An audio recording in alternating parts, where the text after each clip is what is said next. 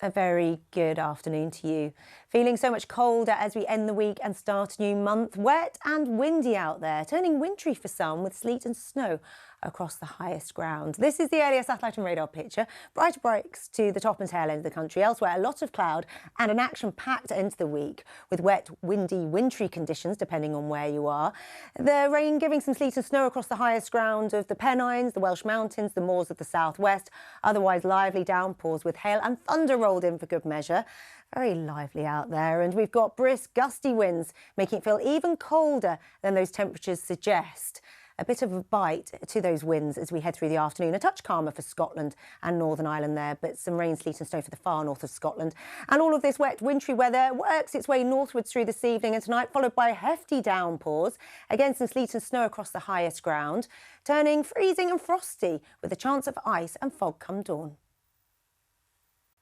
A very good evening to you. A cold start to March, that's for sure. Temperatures way lower than we saw throughout February, with wet, wintry, windy conditions in the next few hours, together with frost and ice as temperatures fall.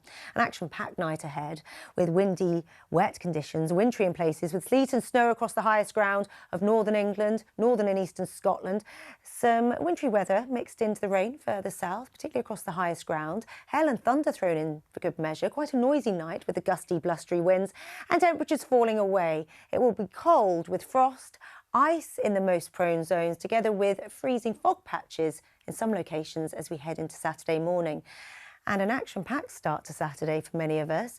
Blustery and wet. The sleet and snow continues across parts of Scotland, particularly across the higher ground of the north and the east. We've got sleet and snow mixed into the rain across the highest ground of the Pennines and the Peak District. Elsewhere, downpours with hail and thunder and feeling quite chilly with a cold wind.